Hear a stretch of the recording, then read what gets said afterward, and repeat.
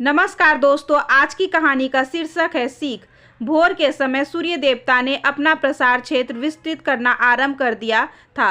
सत्य कुमार बालकनी में आंखें मूंदे बैठे थे, तभी किचन से उनकी धर्मपत्नी सुधा चाय लेकर आई। लो, ऐसे कैसे बैठे हो? अभी तो उठे हो, फिर आंख लग गई क्या? क्या बात है, तबीयत ठीक नहीं लग रही है क्या? सुधा ने मेज पर चाय की ट्रे रखते हुए पूछा। सत्य कुमार ने धीमे से आंख खोलकर उन्हें देखा और पुनः आंखें मूंद ली। सुधा कप में चाय उड़ेलते हुए दबे स्वर में बोलने लगी। मुझे मालूम है दीपू के वापस जाना आपको बहुत खल रहा है। मुझे भी अच्छा नहीं लग रहा है, लेकिन क्या करें, हर बार ऐसा ही होता है। बच्चे आते हैं, कुछ दिनों की रौनक होती है और वे चले जाते हैं। मेरठ यूनिवर्सिटी से रिटायर्ड प्रवक्ता और लेखक सत्य कुमार की वृद्धता उनके चेहरे पे साफ झलकती थी। उनकी पुस्तकों से आने वाली रॉयल्टी रिटायरमेंट के बाद पनपने वाले आर्थिक अभावों को दूर फेंकने में सक्षम थी। उनके 2 बेटों में छोटा सुदीप अपनी सहपाठिनी के साथ प्रेम विवाह कर मुंबई में सेटल हो गया था। विवाह के बाद वो उनसे ज़्यादा मतलब नहीं रखता था। बड़ा बेटा दीपक कंप्यूटर इंजीनियर था। उसने अपने माता पिता की पसंद से अरेंज मैरिज की थी। उसकी पत्नी मधु सुंदर, सुशील और हर काम में निपुण, अपने सास ससुर की लाडली बहू थी। दीपक और मधु कुछ वर्षों से लंदन में थे और दोनों वहीं सेटल होने की सोच रहे थे।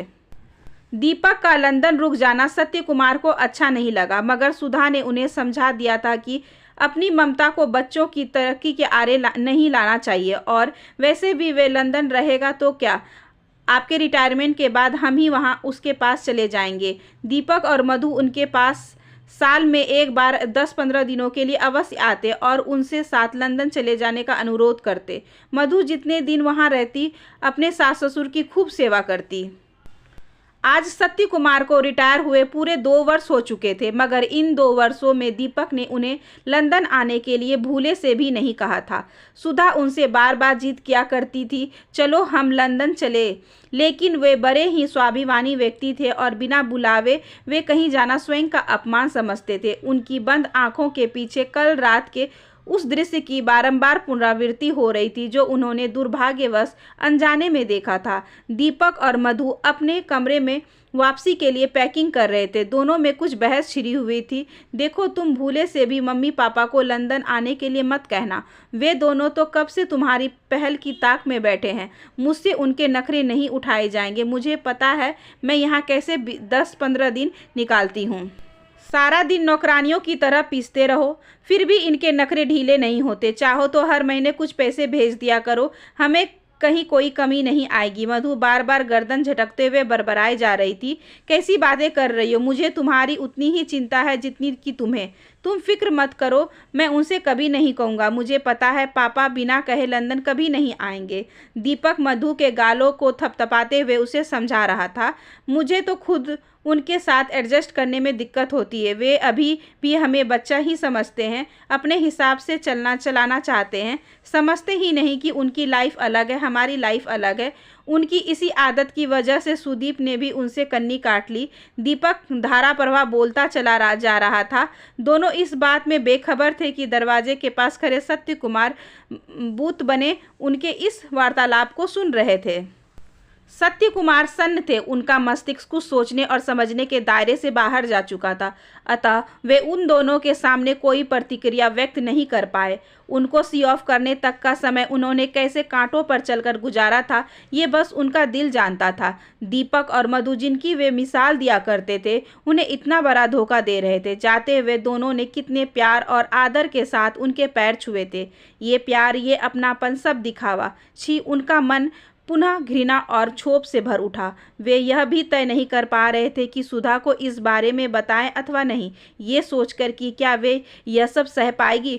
सत्य बार बार बीती रात के घटनाक्रम को याद कर दुख और महासागर में गोते लगाने लगे। समय अपनी रफ्तार से गुजरता जा रहा था, मगर सत्य कुमार का जीवन जैसे उसी मोड़ पर थम गया था।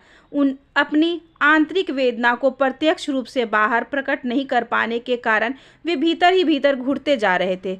उस घटना के बाद उनके स्वभाव में काफ़ी नकारात्मक परिवर्तन आ गया। दुख को भीतर ही भीतर घोट लेने के कारण वे चिड़चिड़े होते जा रहे थे।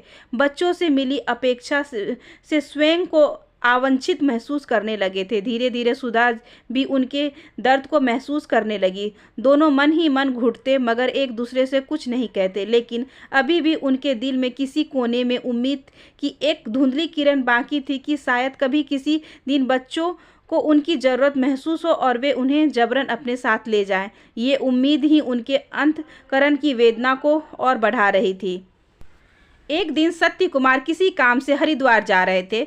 उन्हें चले हुए 3 से 4 घंटे हो चुके थे। तभी कार में अचानक खरखर की आवाज़ आने लगी। इससे पहले कि वे कुछ समझ पाते, कार थोड़ी दूर जाकर रुक गई और दोबारा स्टार्ट नहीं हुई। सिर पर सूरज चढ़कर मुंह चिढ़ा रहा था।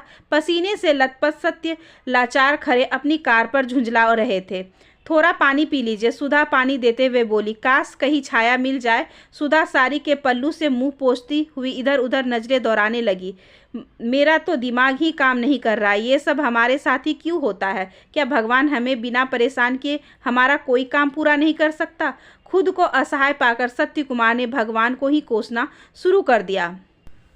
देखो वहाँ दूर एक पेड़ है, वहाँ 2-3 छप्पर भी लगे हैं, वहीं चलते हैं, शायद कुछ मदद मिल जाए। सुधा ने दूर एक बड़े बरगद की पेड़ की ओर इशारा करते हुए कहा। दोनों बोझिल कदमों से उस दिशा में बढ़ने लगे। वहाँ एक छप्पर तले चाय की छोटी सी दुकान थी, जिसमें 2-3 टूटी फूटी बेंच पड़ी थी। उन पर 2 ग्रामीण बैठे चाय पी रहे थे। वहीं पास में एक बुढ़िया कुछ गुनगुनाती हुई उबले आलू छील रही थी। दुकान में एक तरफ टूटे फूटे तसले में पानी भरा हुआ था, उसके आसपास अनाज के दाने बिखरे पड़े थे। कुछ चिड़ियां फुदककर तसले में भरा पानी पी रही थी और कुछ बैठी पेट पूजा कर रही थी। साथ लगे पेड़ से बार बार गिलहरियां आती और दाना उठाती और सर से वापस पेड़ पर चढ़ जाती। पेड़ की शाखाओं के हिलने से ठंडी हवा का झोंका आता और भरी दोपहरी में बड़ी राहत दे रहा था। शाखाओं के हिलने से, पक्षियों की चहचहाहट से, गिलहरियों की भागदौड़ से उपजे मिश्रित संगीत की गूंज अत्यंत कर्णप्रिय लग रही थी। सुधा आंखें मूंद इस संगीत का आनंद लेने लगी। क्या चाहिए बाबूजी, चाय पीवो? बुढ़िया की आवाज़ से सुधा की तंद्रा टूटी। वे सत्य कुमार की ओर देखते हुए बोली, आप चाय के साथ कुछ लेंगे क्या? नहीं, सत्य कुमार ने क्रोध भरा टका सा जवाब दिया। बाबूजी, आपकी शक्ल बतावे है कि आप भूखे भी हो और परेशान भी हो। खाली पेट तो रत्ती भर परेशानी भी पहाड़ जैसी दिखे है।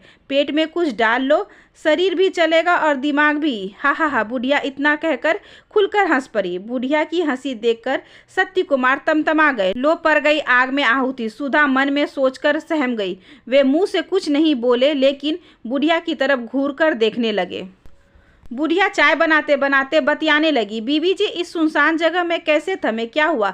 दरअसल हम यहाँ से गुजर रहे थे कि हमारी गाड़ी खराब हो गई।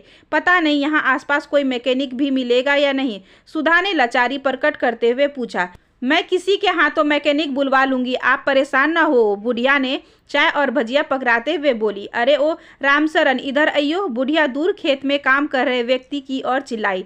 भाई, इन भले मानस की गाड़ी खराब हो गई है, जरा टीटू मैकेनिक को तो बुला ला, गाड़ी बना देवेगा।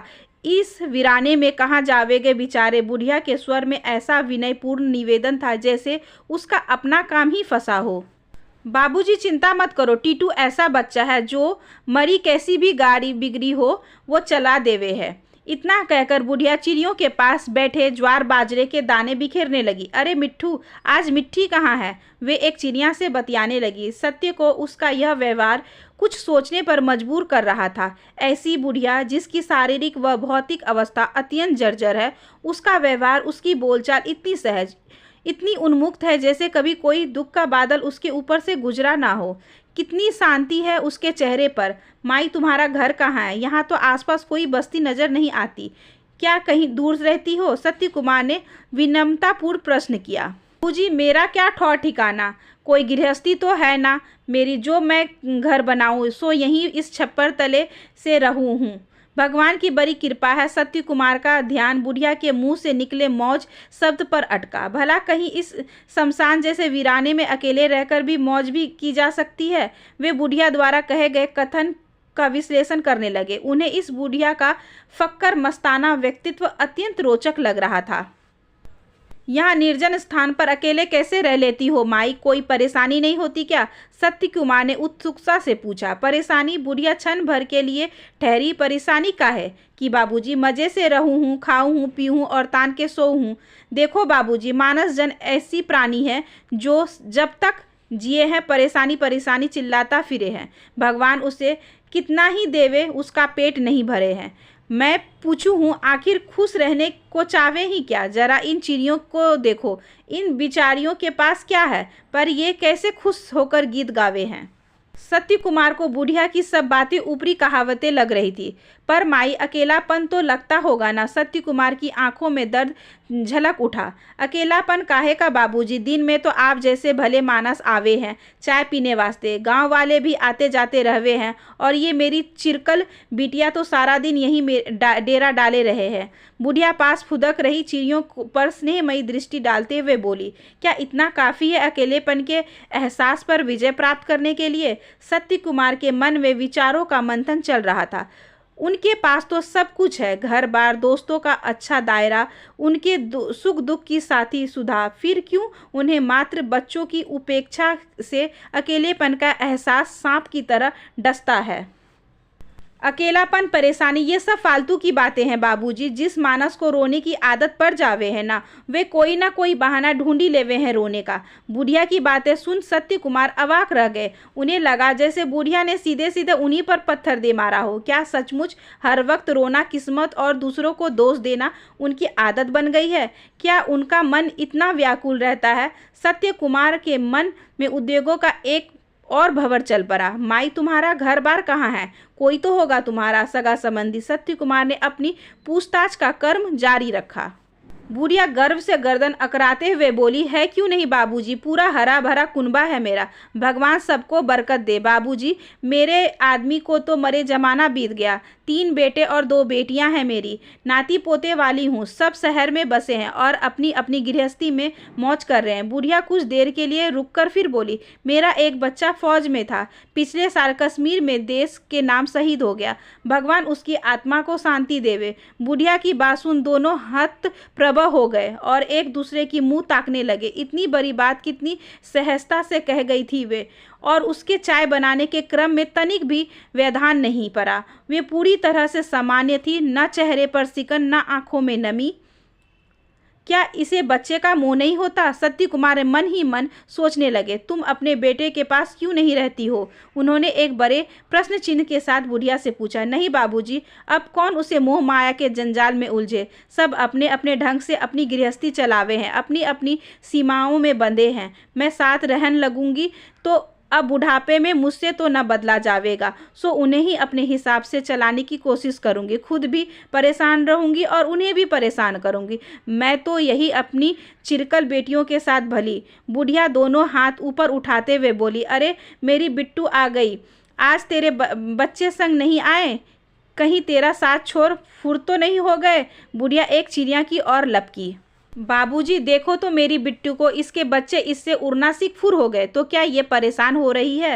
रोज की तरह अपना दाना पानी लेने आई है और चहके भी हैं। ये तो प्रकृति का नियम है बाबूजी, ऐसा ही होवे हैं। इस बारे में सोच के क्या परेशान होना। बुढ़िया ने सीधे सत्य और सुधा की दुखती रग पर हाथ रख दिया। यही तो था उनके महादुख का मूल। उनके बच्चे उड़ना सीख फुर हो गए थे।